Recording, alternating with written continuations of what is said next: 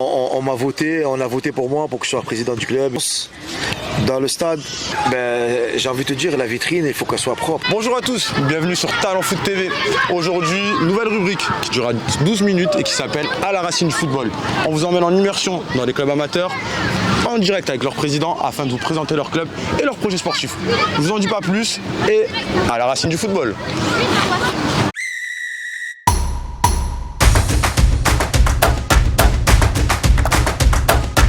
Bonsoir tout le monde, bienvenue à la racine du football, une nouvelle rubrique dédiée au football amateur où justement on met en avant les clubs, les présidents et ses bénévoles.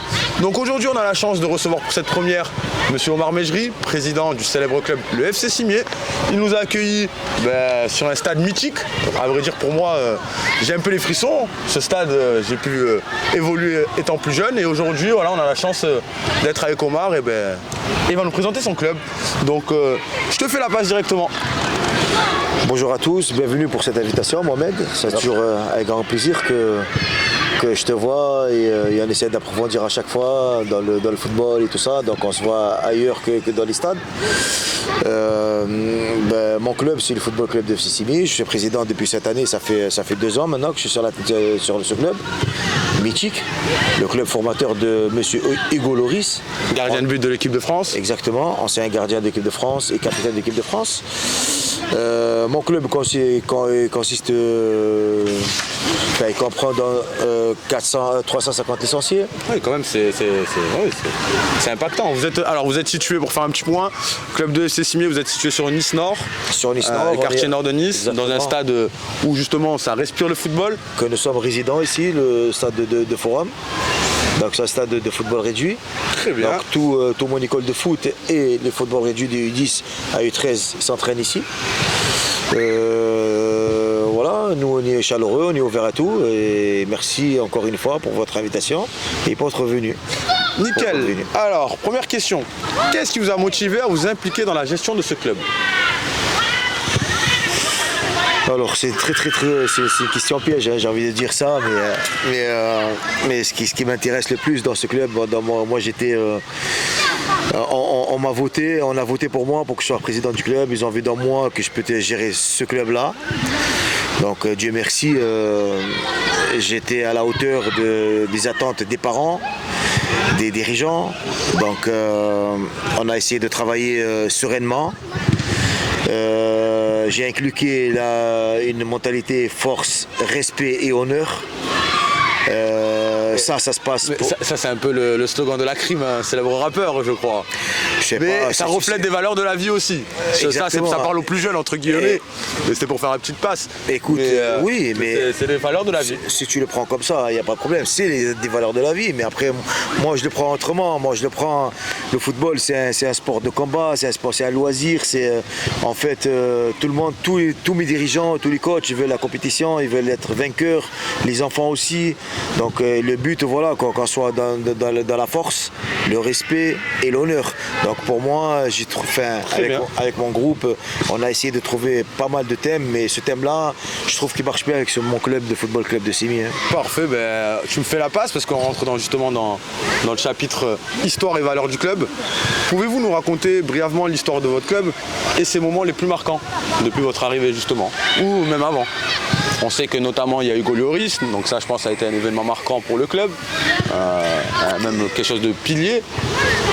Écoute, moi j'ai la chance de travailler avec Pierre Sylvie, c'est lui qui m'a recruté dans ce club-là, on a parlé, donc j'étais là pour entraîner juste les seniors, où j'ai fait de belles années, qu'ils étaient en D5, j'ai fait 2 sections jusqu'en D3.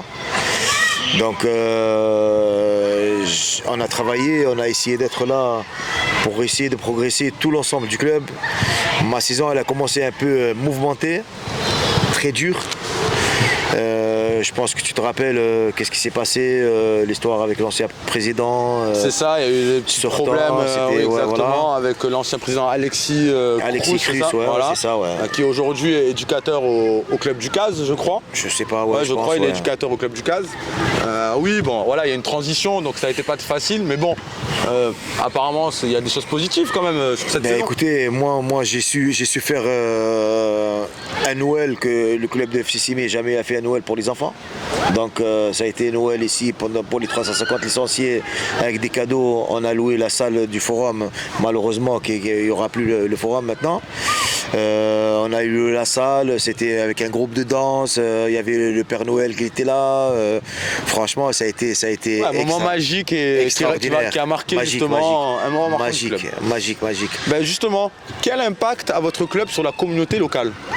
Mais écoute, la communauté locale, nous on est à tout public, on a ouvert la porte à tout le monde vient dans mon club, tout le monde s'inscrit, que ce soit bon ou pas bon, on a pris tous les joueurs qui veulent jouer au football, donc tout le monde a été dans l'impact, ça a été tranquillement, ça a été bien, on a créé une cellule de football loisir, on appelle ça académie pour les enfants qui ne savent pas beaucoup jouer au football, qui ne connaissent pas la base du football. On a essayé de s'impliquer et de mettre un peu du temps pour eux et tout ça.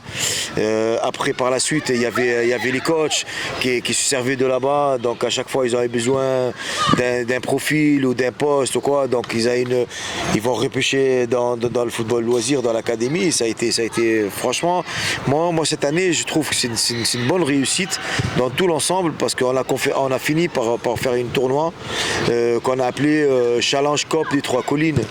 Donc on a fait une tournoi du U6 jusqu'à U16. Ah, impressionnant. Donc on a fait sur 3 jours. U6, U9, premier jour, ça c'était un samedi. Dimanche U10 jusqu'à U13. Et le lundi, on a fait le 15 et U16.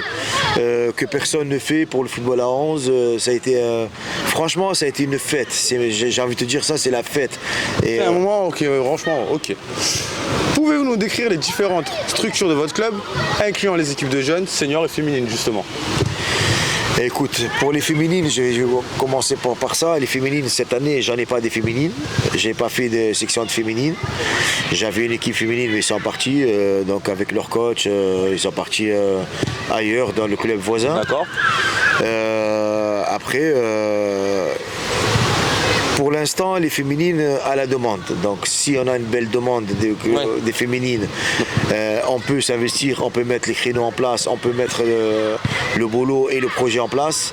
Pour l'instant, on va faire à la rentrée une journée porte ouverte, justement pour les féminines. Et dès qu'on peut faire ça, on ne ferme pas la porte. Après, pour les jeunes, pour les garçons, j'ai 22 équipes, ici jusqu'à senior.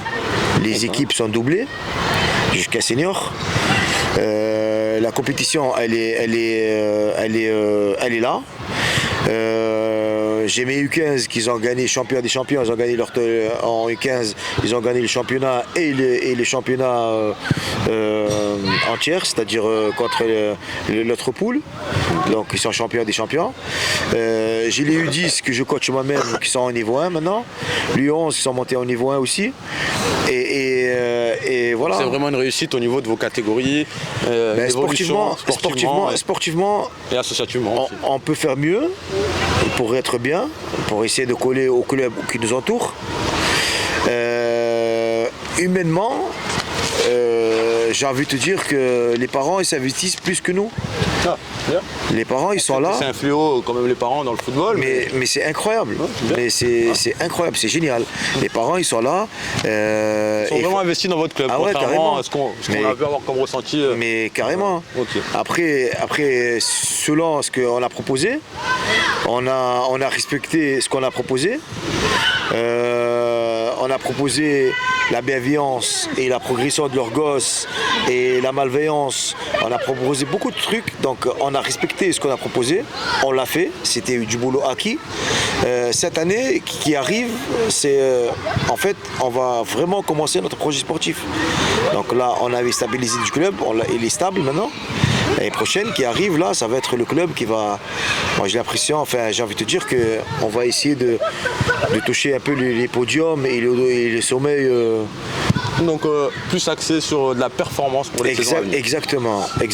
Très bien, donc ça sera les prochains défis. Exactement. Donc pour les perspectives justement, quelle est votre vision pour l'avenir du club? Donc on a parlé de performance, est-ce qu'il y a d'autres choses que vous espérez améliorer dans le temps?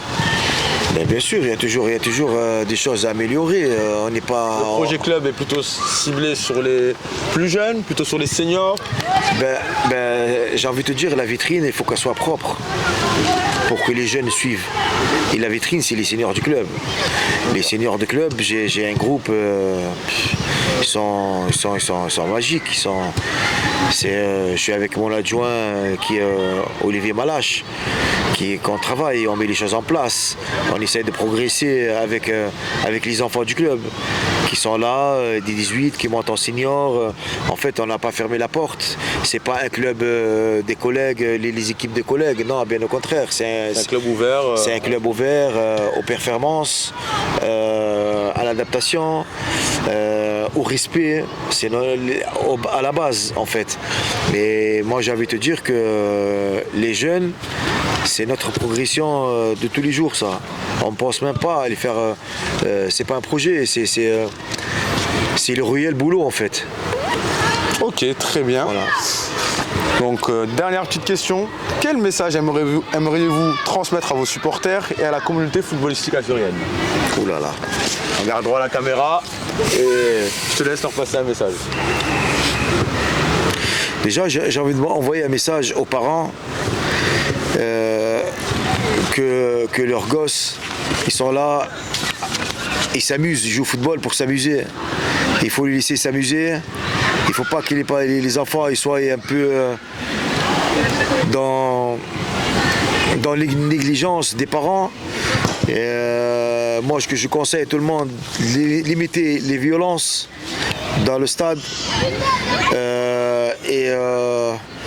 et soyez tous respectueux l'un vers l'autre. Ouvrez-vous. Pour le football, c'est un sport qu'on est tous ensemble. Le sport, ça fait vivre tout le monde. Voilà. Merci pour ces mots, Omar. Merci pour cette interview. Merci. Et on vous dit à bientôt à la racine du football. Merci. Merci, Mohamed. Merci bien. Là, je vais passer.